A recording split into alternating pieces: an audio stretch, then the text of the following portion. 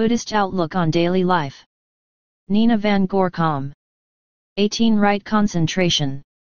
Questioner, right concentration, samsamdi, is one of the factors of the Eightfold Path. There is concentration in samadhi and there is concentration in vipassana. What is concentration in vipassana? Nina, samdi is a cetasika, mental factor, which is one-pointedness or concentration, ekajit cetasika. Each citta can experience only one object, and the function of ekajit cetasika, which is also called samdi, is to focus on that one object. Each citta is accompanied by ekajit cetasika or samdi, but since there are many kinds of citta, there are also many kinds of samdi. When samdi accompanies akusala citta, it is also akusala, and when it accompanies kusala citta, it is also kusala. There is samsamdi or right concentration in samatha. It focuses on one object, on the meditation subject, which conditions calm. There are many degrees of right concentration in samatha. As calm develops and higher stages of calm are attained, concentration also develops. There is samsamdi in vipassana. The samsamdi of the Eightfold Path arises together with samdaihi, right understanding, and samsati, right mindfulness. Its object is the reality which appears through one of the 6 doors. Question: thus, samsamdi focuses on the Dhamma or Rupa, which is the object of mindfulness. It seems that we have to concentrate for some time on Dhamma or Rupa, but in that way there could not be mindfulness during our daily activities. Nina, one-pointedness on the Dhamma or Rupa which appears does not mean concentration for a period of time. Samsamdi of the Eightfold Path arises with right mindfulness and right understanding, which investigates a characteristic of Dhamma or Rupa. It arises and falls away together with the citta it accompanies. In vipassana, one does not try to concentrate for some time on the reality which appears. The development of vipassana does not interfere with our daily activities. Whatever Dhamma or Rupa appears in our daily life can be object of mindfulness. Is there no seeing now, or hearing now? They can be object of mindfulness. When we are talking to other people, there are Dhamma and Rupa appearing through the 6 doors. Why can there not be mindfulness of them? We do not have to stop talking when there is mindfulness of Dhamma or Rupa which appears. Sati can be a condition to speak with kusala cittas instead of akusala cittas. Question: what should I do to understand the Dhamma or Rupa which appears at the present moment? There is mindfulness in my daily life, but there is not yet clear understanding of the Dhammas and Rupas which appear. It seems to me that there can be mindfulness also without knowing characteristics of Dhamma and Rupa. Is that right? Nina, when we begin with the development of the Eightfold Path, there is not yet a clear understanding of the Dhamma or Rupa which is the object of mindfulness. Moreover, there are many degrees of understanding. The understanding is bound to be very vague in the beginning, but, if there is mindfulness of Dhamma and Rupa more often, there will be a more precise understanding of their characteristics. In vipassana, you do not have to do anything special in order to develop right understanding of the reality which appears, such as trying to concentrate on it. When there are conditions for right mindfulness, it arises, and at that moment right understanding can investigate the characteristic of the reality which appears. And there is also right concentration which focuses on that reality. We should not forget, however, that right understanding cannot be developed within a short time, and thus a great deal of patience is needed for its development. Question: some people say that in order to develop vipassana there must be the development of samadhi as a foundation. They think that when concentration is developed in samadhi it can help with the development of insight. Nina, samadhi is the development of calm which is temporary freedom from defilements. There are sati and pa also in samatha, but these are different from sati and pa in vipassana and they have a different object. The way of development of samadhi is different from the way of development of vipassana and they each have a different aim. In samatha the object of sati and pa is a meditation subject which can condition calm. In samatha one does not learn to see the Dhammas and Rupas which appear as they are, and thus detachment from the concept of self cannot be realized. People may be inclined to think that they should develop samatha before they develop vipassana in order to accumulate a great deal of sati.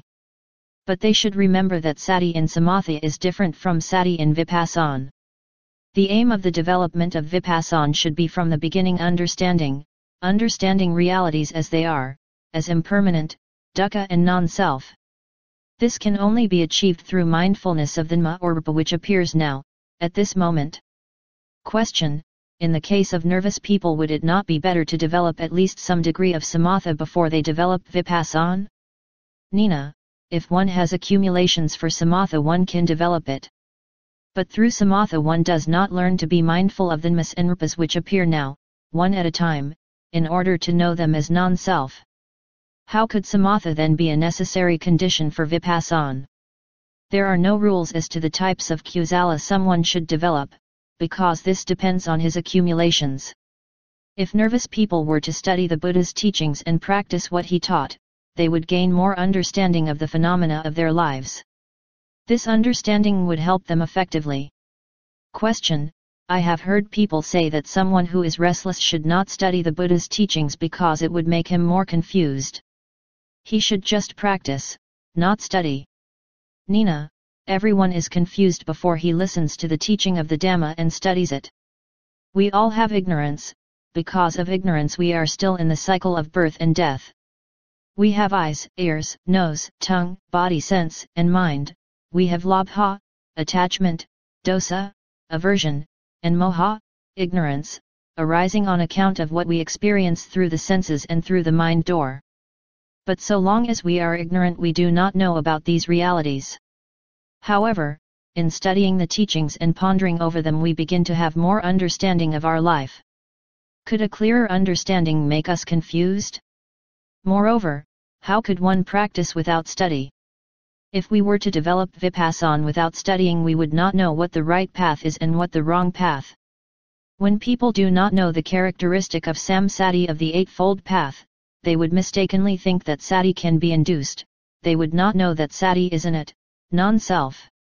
The result would be that they become more attached to the idea of self, instead of less attached. They may believe that they can exert control over realities, that they can experience Dhamma and Rupa as they are, that they can experience their arising and falling away, whereas in reality they do not know anything. We should remember that studying the teachings is a necessary condition for the development of the Eightfold Path. Question: but should those who are just beginning to develop mindfulness not go to a special place such as a meditation center where there is peace and quiet? Most people are so busy in their daily lives that it is impossible for them to be aware. In a meditation center they can really set their mind on being aware and they can concentrate on Dhamma and Rupa. Nina: the idea of going to a meditation center in order to set one's mind on being aware is motivated by the wrong view of self who can control realities. A center can be useful if one receives instruction in the Dhamma, but one should not believe that one must go to a center in order to have more mindfulness. In the center there may be attachment to tranquility and this is akusala, thus not helpful. One may become more and more attached to tranquility. When calm is disturbed there are conditions for dosa. When people return to daily life they find that they cannot be mindful, because daily life is not tranquil. Some people think that they are in meditation while they are in the center and that they are out of meditation when they are leading their ordinary, daily life. In the development of vipassana there is no question of in meditation or out of meditation. There are Dhamma and Rupa no matter where we are. Seeing now is not different from seeing in a meditation center. Seeing is always seeing, it experiences visible object everywhere. Hardness which appears now is not different from hardness in a meditation center, it is a kind of Rupa which can be experienced through the body sense. Right understanding of mindfulness of the Eightfold Path is the condition for its arising in any place, at any time. Question: I have heard people say that someone who begins to develop vipassana should be slow in all his movements, he should also eat and walk slowly, in order to have more mindfulness. Nina: when you move your arm slowly in order to have more mindfulness, what types of citta motivate the movement? Is there desire? Question: yes, there is desire for sati. Nina: thus there are cittas rooted in attachment, labhamla cittas. At such moments one thinks of the awareness one wishes to have, of what has not appeared yet. One is clinging to what may arise in the future instead of attending to the present moment. One may be ignorant and forgetful of the desire which has arisen, and when seeing or hearing appears there is no mindfulness of them either. Thus there will not be detachment from the concept of self. When one eats slowly in order to have more sati, there is again clinging to sati instead of right mindfulness. When we are eating, defilements are bound to arise since we have not eradicated them. There can be like or dislike of the food we are eating, but there can be mindfulness of like and dislike so that they can be known as conditioned nmas. No matter whether we are doing things quickly or slowly, realities are appearing through the 6 doors and sati can perform its function of being mindful of them. Also when we are walking quickly, hardness, for example, may appear and it can be object of mindfulness. We should not forget the second noble truth: craving is the origin of dukkha. So long as there is clinging to nma and rupa, there will be rebirth and thus no end to dukkha. When we in the development of vipassana cling to results, we forget the second noble truth. For instance, we may want to know within a short time the difference between nma and rupa, such as the difference between seeing and visible object, hearing and sound. Or we may wish to experience the arising and falling away of nma and rupa. But so long as we cling to obtaining the results of the development of insight, there is no way to come to know the truth. The Eightfold Path cannot be developed within a short time. In order to become detached from the concept of self, a precise understanding of the different nmas and rupas which appear has to be developed. Question: when there is more mindfulness, there is more peacefulness too. I am inclined to be contented with peacefulness and not to develop a keener knowledge of realities. Nina: when there is mindfulness, one is at that moment removed from akusala and thus there is peace. There is also calm in the development of vipassana. There are many degrees of calm or peace. When one has become an arahat, one is freed from defilements forever. Then one has attained true peace. One may be attached to calm which arises when there is sati. This kind of attachment is a reality which can also be known when it appears. It is only a type of nma. We can see how deeply rooted defilements are.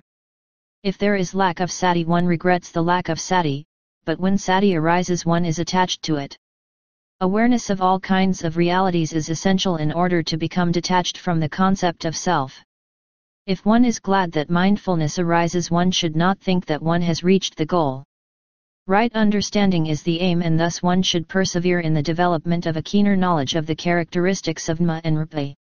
Question: in the Satipatthana Sutta, middle length sayings I-10, it appears that meditation subjects of samadhi are also included in the 4 applications of mindfulness.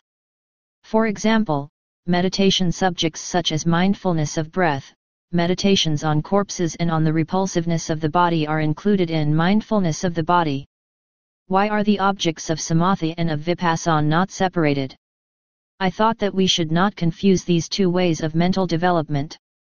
Nina: samadhi and vipassana are different ways of mental development and they each have a different aim, as we have seen. When one reads the scriptures, one will come across texts on the development of right concentration which has reached the stage of absorption, yuna. This does not imply that all people should develop calm to the degree of yuna. We read in the scriptures about monks who led a secluded life, developed yuna, and later on attained enlightenment. They developed yuna because they had accumulated the skill and the inclinations to do so. b. Before the Buddha's enlightenment and his teaching of Dhamma, samatha was the highest way of kusala. However, those who developed yuna and then attained enlightenment could not have attained it without having developed vipassana as well. Some people in the Buddha's time developed both yuna and vipassana and then attained enlightenment. But there were also many people who developed vipassana and attained enlightenment without having developed a high degree of calm first. The Buddha did not set any rules with regard to samadhi as a necessary preparation for the development of vipassana. The Buddha encouraged those who could develop calm to the degree of yuna to be mindful of realities in order to see also yuna as non-self. However, we should remember that the attainment of yuna is extremely difficult and that only very few people can attain it. Someone who has accumulated the skill and inclination to develop samatha to the degree of yuna, has to know the right conditions for yuna and he has to know which factors can obstruct it. He has to be aware of his siddhas in order to know whether the Jnana factors have been developed to the degree that Jnana can be attained. If he is not attached to Jnana, he can, after the Jnana siddhas have fallen away, develop right understanding of whatever reality appears. Also, Jnana siddha can be object of mindfulness, it can be realized as non-self. Anything which is real and which appears can be object of mindfulness. Out of his great compassion, the Buddha spoke about everything which is real. He knew the different accumulations of people, and thus he used many different ways of explaining the truth, and he taught all kinds of wholesomeness. It depends on someone's accumulations which type of Kusala Siddha arises at a particular moment. There may be Kusala Siddhas which ponder over the true nature of realities, or Kusala Siddhas with a higher degree of calm, even to the degree of Jnana, or there may be Kusala Siddhas with mindfulness of Dhamma and Rupa, or even Lokuttara Siddhas which experience Nibbana. Mindfulness of breathing and other objects which are among the meditation subjects of Samatha are included in the application of mindfulness of the body, because they can also be objects of mindfulness in Vipassana. In the Satipatthana Sutta, after the section on mindfulness of breathing, the section on the repulsiveness of the body, the section on meditations on corpses, and after each of the other sections, we read that one should contemplate the origination factors and the dissolution factors in the body. In order to understand the meaning of this sutta, we should not overlook these sentences. The contemplation of the origination and dissolution of phenomena is not merely thinking about them, it is contemplation through insight.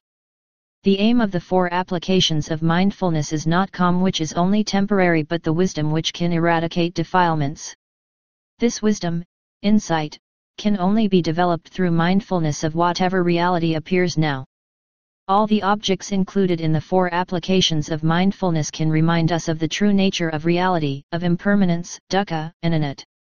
They can exhort us to be mindful of what appears now.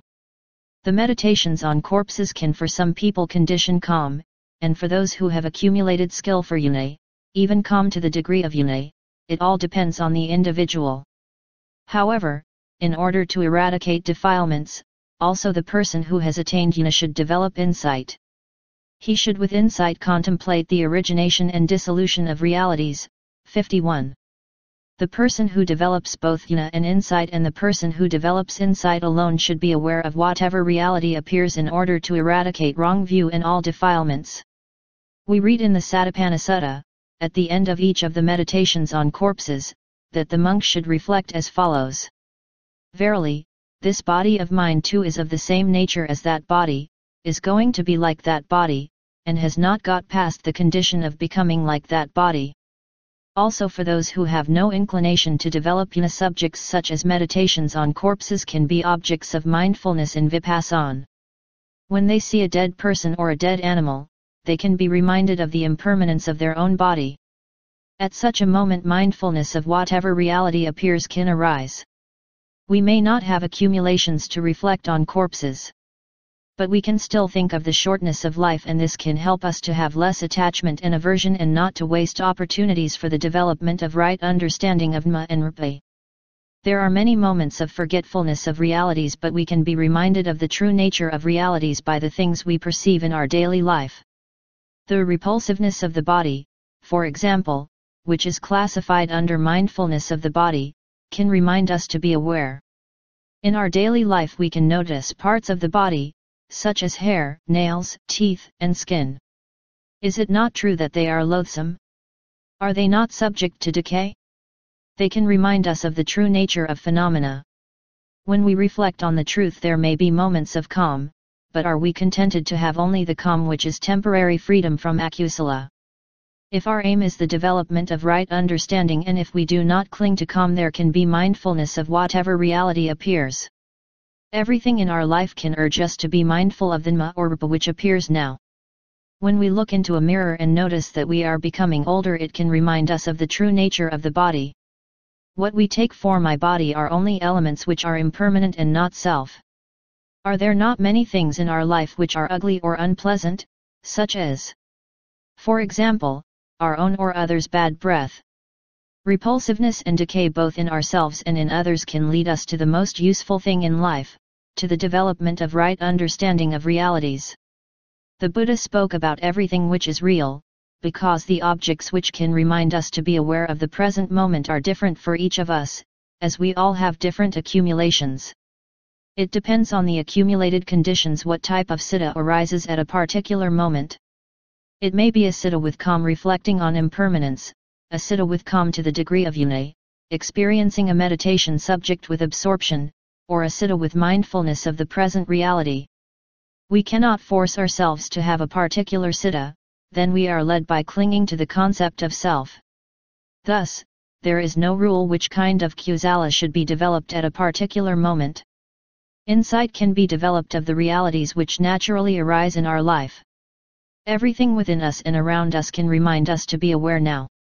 Reflections on our own accumulations can lead us to awareness of the present moment too. We may notice how deeply rooted clinging is, we have accumulated it in countless lives. Do we wish to continue accumulating clinging, or do we want to walk the way leading to the end of clinging? Even our akusala cittas can remind us to be aware of the present moment. Sometimes we may notice that others have akusala cittas, we may notice their attachment, anxiety, ignorance, and doubt. Or we may notice that they have kusala cittas with generosity and compassion. The cittas of others are also included in the 4 applications of mindfulness, in the section on mindfulness of citta.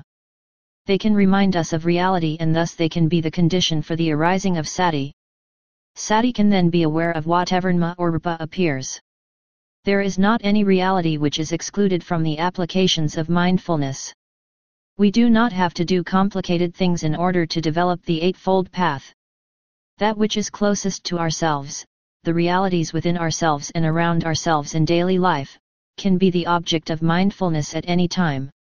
Anything in the world can urge us to develop the Eightfold Path, until the goal is reached, the eradication of lobha, dosa, and moha. We read in the Kindred Sayings, v. Mahavaga, Book I, Kindred Sayings on the Way, ch. 2, par 9, that in Palaputta the Venerable Bhatta came to see Nanda and said to him, the righteous life, is the saying, friend Nanda. Pray, friend, what is the righteous life, and in what does it end? Well said, friend Bhatta. Well, friend, it is just that Aryan Eightfold Way, namely, right understanding, right thinking, right speech, right action, right livelihood, right effort, right mindfulness and right concentration. The destruction of lust, the destruction of hatred, the destruction of illusion, friend, that is what this righteous life ends in. 19. The highest blessings. In the Mahimangala Sutta, the highest blessings, Suttanipta 2, 4, verses 258-270, Khuddaka Nikaya, 52. We read that a deva came to see the Buddha when he was staying at Anthapiyaka's monastery at the Jita Grove, and asked him what the highest blessing was. In reply, the Buddha spoke to him about the highest blessings. All the blessings of a life full of Dhamma are to be found in this sutta. We read that the Buddha said, not to associate with fools, to associate with the wise, and to honor those who are worthy of honor, this is the highest blessing.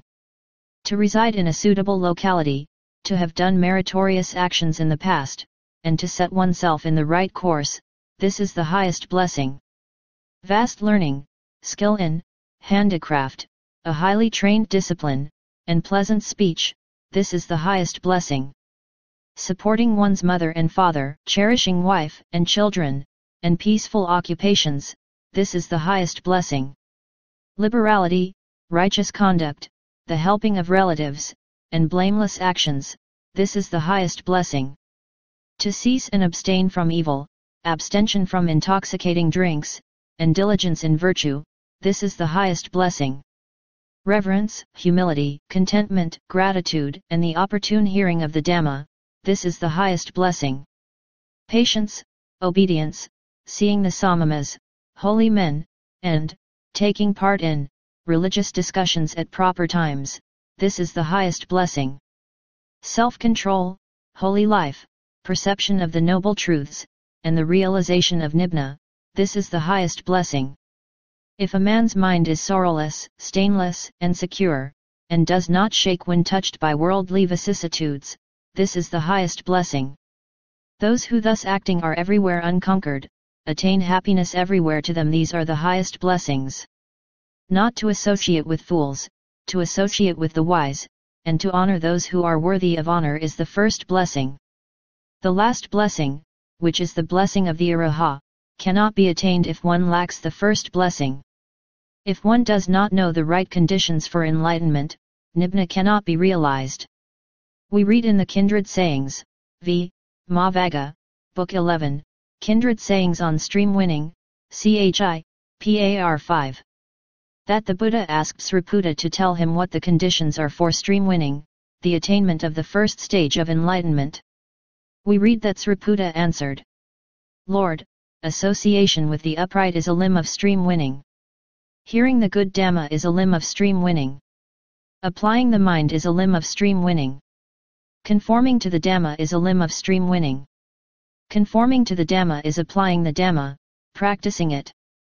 We cannot hear the Dhamma, investigate the truth of it and practice it, unless we have met the right person who can point out to us the meaning of the Buddha's teachings and the way to practice them. Do we want to associate with foolish people or with wise people? It is of no use to apply ourselves to mental development if we do not scrutinize ourselves first with regard to this question. We are inclined to associate with people who have the same ideas and who like or dislike the same things as we ourselves. In the Kindred Sayings, 2, Nidnavaga, ch. 14, Kindred Sayings on Elements, PAR 14, it is said that through an element beings come together. In the teachings realities are sometimes called elements, Dito. An element is an ultimate reality which has its own characteristic. Elements are devoid of self. Our accumulated inclinations are like elements, the same elements attract each other. We read, through an element it is, monks, that beings flow together, meet together. Beings of low tastes flow together, meet together with them of low tastes. They of virtuous tastes flow together, meet together with them of virtuous tastes. So have they done in the past. So will they do in the future. So do they now in the present. When we are together with someone for a long time we cannot help being influenced by him. If we have foolish friends who do not know the value of Kusala, who act and speak in an unwholesome way, it is to our decline. We may not notice that we are under their influence, but gradually we may find ourselves following their ways.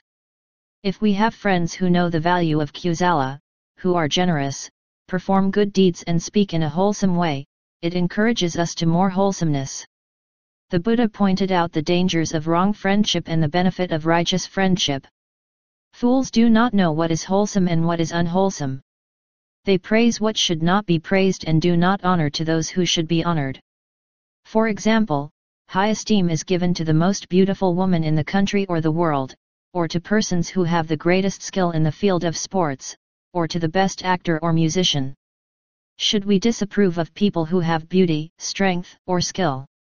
We cannot force ourselves not to admire them, but if we have right understanding of Kusala and Akusala, we will know whether it is wholesome or unwholesome to be attached to beauty, strength, and skill. We will know whether these things lead to the welfare of ourselves and others or not. How confused is life if one is ignorant of the Dhamma? One does not know what is wholesome and what is unwholesome, one does not know about cause and effect in life. When one suffers one does not understand why this has to happen. In everyone's life there is at different times the experience of pleasant objects and the experience of unpleasant objects through the senses. There is the experience of the vicissitudes of life. We read in the Gradual Sayings, Book of the Eights, CHI, PAR 5, Worldly Failings, about the worldly conditions, Lokadhamma. Monks, these 8 worldly conditions obsess the world revolves around these 8 worldly conditions. What 8? Gain and loss, fame and obscurity, blame and praise, contentment and pain. How susceptible we are to those worldly conditions. We are so sensitive to the way people treat us. We attach great importance to blame and praise, to honor and dishonor. If we do not receive the honor we think is due to us we feel slighted. We have feelings of bitterness towards those who treat us badly. If we do not make the career in life we were hoping for, or if work is assigned to us which we consider to be beneath our dignity, we feel frustrated. There are many things in life which cause us to feel irritated, depressed or angry. Is there one day when everything goes according to our wishes, one day of perfect happiness? When we do not have right understanding we are obsessed by the worldly conditions, we are foolish people. The Buddha pointed out the dangers of being enslaved to these worldly conditions. To what does such enslavement lead? It leads to an unhappy rebirth. Devadatta, who caused a schism in the order and who separated from it with 500 monks, was a fool. He was obsessed by the worldly conditions and corrupted by evil friendship. We read in the Gradual Sayings, Book of the Eights, Chi, Par 7, Devadatta, that the Buddha, while he was staying on Vulture's Peak, not long after the departure of Devadatta, said to the monks, "Monks, mastered by 8 wrong states, Devadatta, with his mind out of control, became one doomed to suffer in hell, in perdition, dwelling there a kappa, 53, irretrievable. By what 8? Mastered by gain, by loss, by fame, by obscurity, by honor, by lack of honor, by evil intentions, by evil friendship. With his mind out of control, Devadatta became one doomed to suffer in hell, in perdition, dwelling there a kappa, irretrievable." Fools like Devadatta who are obsessed by worldly conditions cannot teach Dhamma. They want others to follow them blindly. They do not lead people to the Buddha's teachings so that they can investigate the truth for themselves. If we associate with fools we cannot develop right understanding of our life. We will become more obsessed by the worldly conditions and there will be no way for us to eradicate defilements. The Buddha, teacher of devas and men, taught out of compassion for the world, not in order to have gain, honor, and praise in return. He pointed out that it is the Dhamma which is important, not the person who teaches it. We read in the Kindred Sayings, 3, Khandavagga, Kindred Sayings on Elements, Middle 50, ch 4, Par 87, Vakali, that the Buddha visited Vakali who was sick and who was so attached to the sight of the Buddha. Vakali said, "For a long time, Lord, I have been longing to set eyes on the Exalted One, but I had not strength enough in this body to come to see the Exalted One." Hush, Vakali! What is there in seeing this vile body of mine? He who sees the Dhamma, Vakali, he sees me, he who sees me, Vakali, he sees the Dhamma. Verily, seeing the Dhamma, Vakali, one sees me, seeing me, one sees the Dhamma. As to this, what do you think, Vakali? Is body permanent or impermanent? Impermanent, Lord. Is feeling, perception, the activities, is consciousness permanent or impermanent? Impermanent, Lord. Wherefore, Vakali, he who thus sees, he knows, for life in these conditions there is no hereafter. Further on in this sutta we read that Vakali took the knife in order to kill himself. The Buddha told the monks that Vakali had attained Arahantship before he died. He could become an Arahat because he had developed insight to that degree. The wise person does not want others to follow him blindly, but he helps them in such a way that they can realize the truth themselves, without being dependent on him. This is the most effective way one can help others. He leads them directly to the Buddha's teachings and encourages them to study the Dipika, the 3 collections of the Vinaya, the Sutta and Tat, and the Abhidhamma. Then they can have wise consideration of the teachings and verify the Dhamma themselves. He points out the way by which they can realize for themselves the truth of impermanence, dukkha, and anat. The aim of the Buddha's teachings is to see realities as they are. So long as we have not realized the truth we take for permanent what is impermanent, we take for happiness what is not happiness, we take for self what is non-self. We read in the Kindred Sayings, 4, Salyattanavagga, Kindred Sayings on Sense, First 50, ch 3, Par 26, Comprehension, that the Buddha said, "Without fully knowing, without comprehending the all, monks, without detaching himself from, without abandoning the all, a man is incapable of extinguishing dukkha. Without fully knowing, without comprehending, without detaching himself from, without abandoning what, all, is a man incapable of extinguishing dukkha? It is by not fully knowing the I, objects, I consciousness, I contact, that pleasant or unpleasant or indifferent feeling.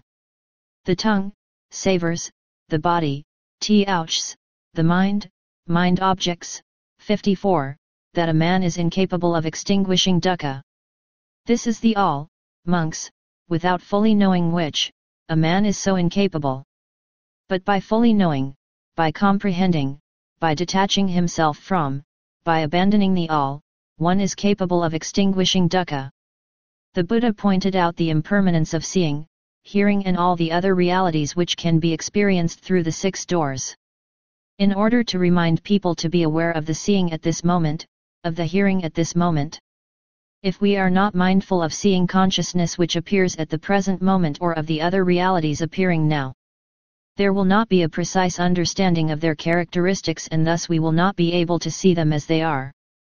The wise person does not teach a Dhamma which is different from the Buddha's teachings. He does not point out things which do not lead to the goal. He does not discourage people from study and he does not discourage them from being mindful during their daily activities.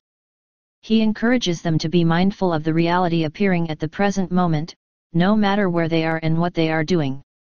It is essential to find out whether the person with whom we associate is the right friend in Dhamma or not. If he is not the right person, he cannot point out to us the way to see things as they are. We will know that he is the right person if he helps us to understand the characteristic of seeing which appears now, of hearing which appears now, and of the other realities which present themselves through the six doors. This is the way the Buddha taught as the one and only way to eradicate the clinging to the concept of self, to see things as they are. When there will be less attachment to the concept of self, we will know from our own experience that association with the wise is the highest blessing. To honor those who are worthy of honor is the highest blessing. The Buddha, the Dhamma, and the Sangha are worthy of honor. The wise person who taught us the development of the Eightfold Path is worthy of honor. How can we honor those who are worthy of honor in the most appropriate way? We feel deep gratitude to the Buddha and we want to give expression to our gratitude. We can honor him by following his last words, transient are all the elements of being. Strive with earnestness. Mahaparinabhasutta, Dialogues of the Buddha 2, number 16. We should not be heedless, we should be mindful of realities. Without the Buddha's teachings we could not be mindful at this moment and there would be no way to eradicate defilements. The whole purpose of the teachings is the eradication of defilements through the development of right understanding. Therefore, each moment of mindfulness is the highest possible way of respect to the Buddha, the Dhamma, and the Sangha. To reside in a suitable location is among the highest blessings. We cannot meet the good friend in Dhamma in just any place, wise people are rare in the world. It is a great blessing to live in a country where Dhamma is taught and practiced, so that one has an opportunity to know the Buddha's teaching. There are many factors that have to coincide in order to meet the right person. It is not by mere chance that we meet him, it is conditioned by karma, by good deeds which have been performed. When someone meets a wise person, he may not be ready yet to receive the Dhamma. It may not be the right time for him to listen to the Dhamma, he may not be capable yet of wise consideration of the teachings.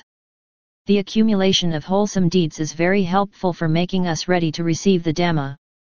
To have done meritorious actions in the past is among the highest blessings.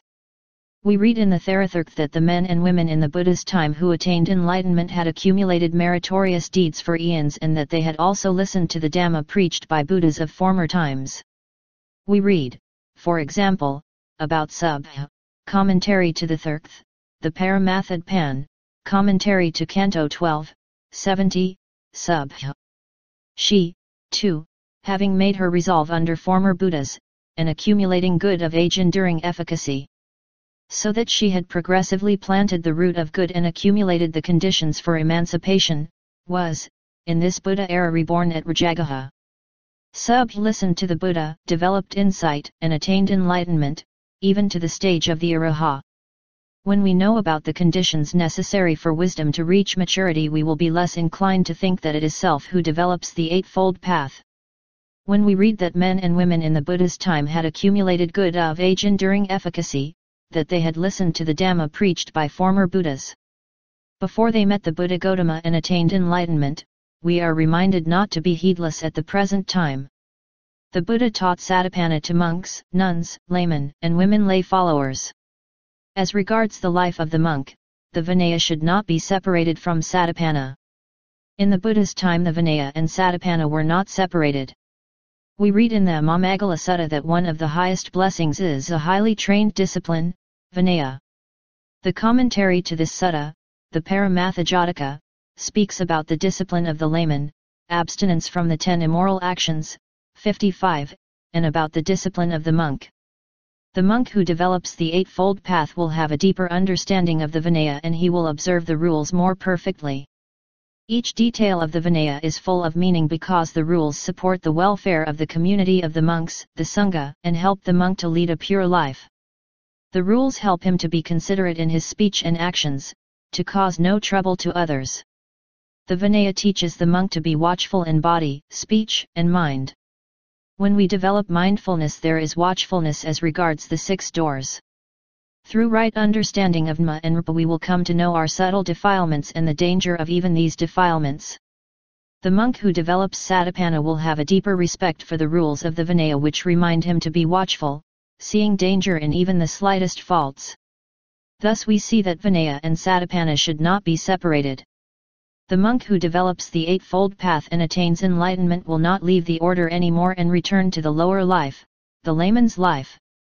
We read in the Kindred Sayings, v. Mahavaga, Book I, ch. 6, par 12, The River, that the Buddha spoke by way of simile about the monk who will not return to the layman's life. He said that the river Ganges, tending towards the east, cannot be made to change its course and tend towards the west. We read, just so monks, if the Raja's royal ministers or his friends or boon companions or kinsmen or blood relatives were to come to a monk who is cultivating and making much of the Aryan Eightfold Way, and were to seek to entice him with wealth, saying, "Come, good man. Why should these yellow robes torment you? Why parade about with shaven crown and bowl? Come. Return to the lower life and enjoy possessions and do deeds of merit." For that monk so cultivating and making much of the Aryan way, return to the lower life is impossible. Why so? Because, monks, that monk's heart has for many a long day been bent on detachment, inclined to detachment, turned towards detachment, so that there is no possibility for him to return to the lower life. The Eightfold Path can change the lives of monks and lay people.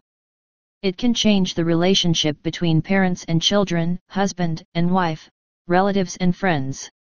There is bound to be attachment and displeasure or anger in one's relationship with others. But when Satipatthana is developed there will be less clinging to the concept of self and this will bear also on our relationship with others. When other people treat us badly we can remember that in the ultimate sense there is no self or person who suffers, and that there is no person who behaves in a disagreeable way. There are only Dhamma and Rupa arising because of conditions. We are still susceptible to the worldly conditions of gain and loss, honor and dishonor, blame and praise, well-being and pain. It is unavoidable that there are both pleasant and unpleasant experiences in our life. One day there is blame, the next day there is praise. However, when we learn that receiving blame or praise are only phenomena which arise because of conditions and fall away immediately, we will gradually attach less importance to them. We read in the Mamagala Sutta, if a man's mind is sorrowless, stainless, and secure, and does not shake when touched by worldly vicissitudes, this is the highest blessing. Those who are arahats have a mind unruffled by worldly conditions, they are free from sorrow, free from defilements. Nothing can disturb the arahat anymore. The sutta continues. Those who are thus acting are everywhere unconquered, attain happiness everywhere to them, these are the highest blessings. We are not free from sorrow. So long as there is clinging to the concept of self there is no end to labha, dosa and moha. Our defilements are the real cause of the suffering in our life, day after day. The Mamagala Sutta tells us about the blessings of a life full of Dhamma. We read about loving kindness in the relationship between parents and children, between husband and wife, between relatives and friends. We read about righteous conduct, diligence in virtue, reverence, humility, patience, self-restraint, a holy and pure life. When we read about all these blessings, we may feel at times discouraged about the practice of the Dhamma.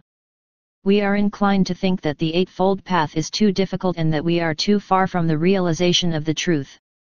We would like to have less labha, dosa and moha. But can we force ourselves not to be attached to pleasant things, not to be disturbed by unpleasant things? We should always remember that the Buddha became enlightened and taught the truth for our welfare and happiness. The Buddha taught the Dhamma which can be practiced in daily life. To set oneself in the right course is among the highest blessings. When we have associated with a wise person who can explain the Dhamma to us, when we have listened to the Dhamma and carefully considered it, we can set ourselves in the right course.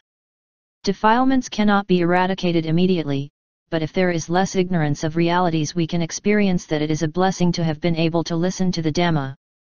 Through the development of Satipana, the notion of self will gradually decrease until it is finally eradicated. And, thus, we will experience the highest blessings of the Dhamma.